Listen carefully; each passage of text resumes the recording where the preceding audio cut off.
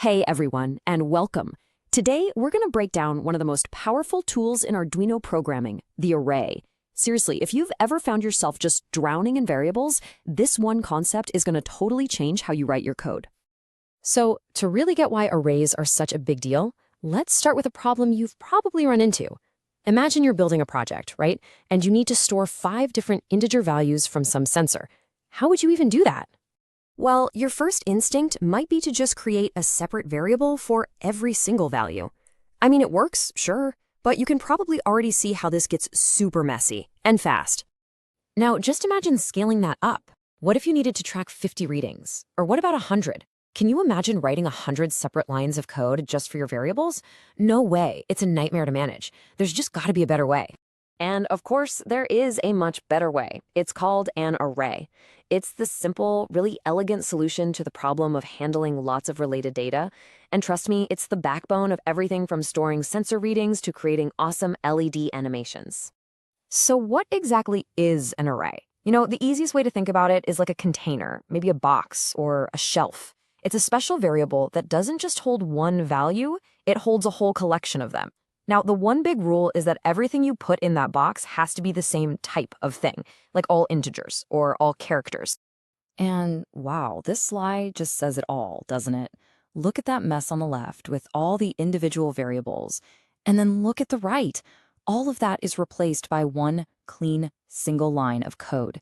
It's just so much more organized. Okay, so that looks way better, but how do you actually make one? Let's break down the syntax, because it's actually super simple once you see it. It really just comes down to 4 parts. First, you say what kind of data it is, like int. Then you give your array a name. Next up is the magic part, the empty square brackets. That's the signal to the Arduino that says, hey, this is an array. And finally, you just list out all your values inside these curly braces with commas in between. And the really cool thing is, this exact same structure works for pretty much any data type. You can have an array of integers, an array of characters, just make sure you use single quotes, or even an array of whole strings using double quotes. The basic idea is exactly the same. Okay, so we've got our data packed neatly into our array container. But, storing it is only half the battle. How do you get a specific value back out when you need it? Well, the secret is a little something called an index. It's pretty simple, really. Every single thing you put into that array gets its own little address, its own location number, and we call that its index.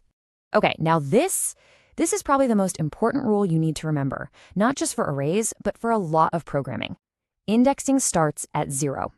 I'll say it again, the first item in the array is not at position 1. It's at position 0. Always.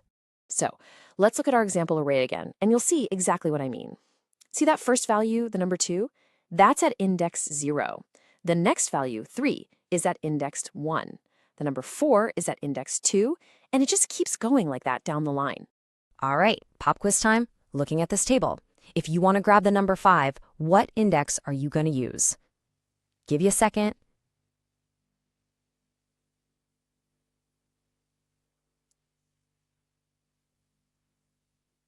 If you said index 3, you are absolutely spot on. Okay. Enough theory. Let's see what this looks like in some real Arduino code that you can actually use in your projects right now. All right, so here's a super simple sketch. First, we declare our array, just like we saw before. Then in the setup, we fire up the serial monitor. And now the important line. To print a value, we use serial.print, the array's name, val, and then inside square brackets, we put the index we want. In this case, we're asking for whatever is at index 1. So, thinking about everything we just talked about, and especially that start at 0 rule, what's going to pop up on the serial monitor when we run this code? It's going to be 3. Why? Because 3 is the second item in the list, which means it lives at index position 1. See? Simple as that and so powerful. And hey, this isn't just for numbers. It works for anything. Remember that string array we had earlier? If we told it to print my strings 0, it would print apple to the serial monitor. It's the exact same logic. Okay, so let's wrap up with the key things to remember. 1. Arrays let you cram a whole bunch of values under one name, super clean. 2. Everything in that array has to be the same data type. 3. You grabbed a value you want using its index number. And 4, the big one, the first index is always 0. So you've just unlocked a new superpower for your code. You can now handle tons of data without breaking a sweat. So start thinking, what does this make possible? You could log sensor data for hours, create cool light animations, manage all sorts of complex stuff. Seriously, the sky's the limit now. That's all for this one, and we'll see you next time.